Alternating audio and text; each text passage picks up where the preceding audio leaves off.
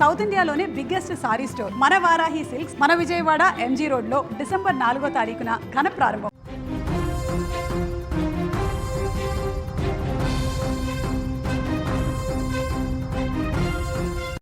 అయ్యప్ప భక్తులకు good news. ఇరుముడితో విమాన ప్రయాణానికి అనుమతినిచ్చింది. భక్తుల సౌకర్యార్థం విమాన శాఖ సంచలన నిర్ణయాన్ని తీసుకుంది. పౌర విమానయాన మంత్రి రామ్మోహన్ ఈ సందర్భంగా ప్రకటన చేశారు.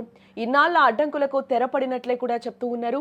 శబరిమల యాత్రకు మరింత సులభం కానుందని చెప్పుకోవచ్చు. ఇప్పటి నుంచి శబరిమల యాత్రకు బయలుదేరే అయ్యప్ప భక్తులకు కేంద్ర పౌర విమానయాన శాఖ గుడ్ న్యూస్ చెప్పిందని చెప్పుకోవచ్చు.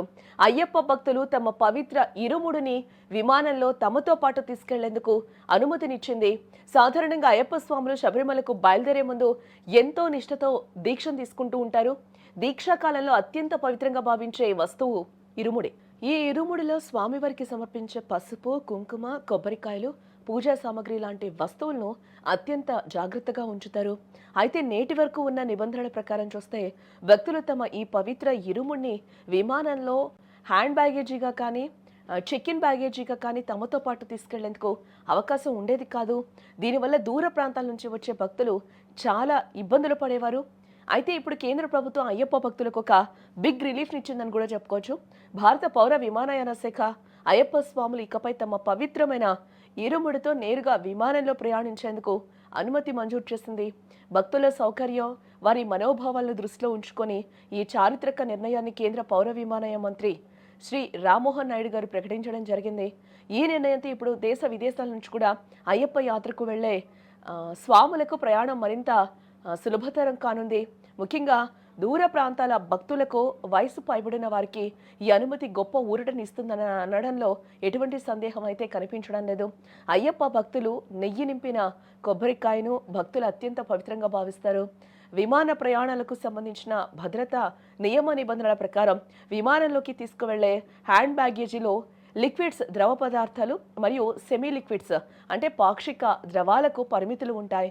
అంతేకాకుండా కొబ్బరికాయ వంటి కొన్ని వస్తువులను భద్రతా తనిఖీల్లో పూర్తిగా పరిశీలించడం అనేది సున్నితమైన అంశం.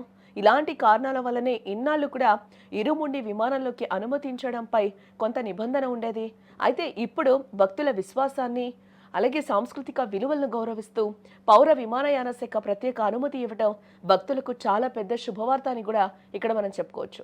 అందరికీ నమస్కారం. అయ్యప్ప స్వామి భక్తులు ముఖ్యంగా మన దక్షిణాది రాష్ట్రాల నుండి ఈ సమయంలో పెద్ద ఎత్తున మాల ధరించి పవిత్ర దీక్ష చేపట్టి శబరిమల వెళ్లి ఆ స్వామి వారిని దర్శనం చేసుకుంటారు. కిందటి సంవత్సరం కేంద్ర మంత్రిగా నేను బాధ్యతలు స్వీకరించిన తర్వాత విమానంలో ప్రయాణం చేసే అయ్యప్ప స్వామి భక్తుల సమస్యలు నా దృష్టికి వచ్చాయి.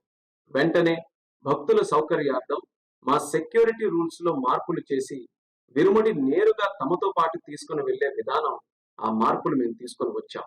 ఈ సంవత్సరం కూడా అదే విధంగా అయ్యప్ప స్వామి భక్తులు ప్రయాణం చేసేటప్పుడు వాళ్ళ తాలూకా విరుముడి నేరుగా వాళ్ళతో పాటే ఫ్లైట్ లో తీసుకొని వెళ్లేటటువంటి సౌకర్యం మేము కల్పిస్తున్నాం.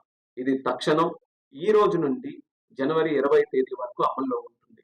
అంటే మండలం నుంచి మకర విలక్కు కాలం వరకు కూడా ఈ సౌకర్యం అయ్యప్ప స్వామి భక్తుల్ని దృష్టిలో పెట్టుకొని కల్పించడం జరుగుతుంది. దేశ ఆచార సాంప్రదాయాలకు, భక్తుల మనోభావాలకు అత్యంత ప్రాధాన్యతనిస్తుంది.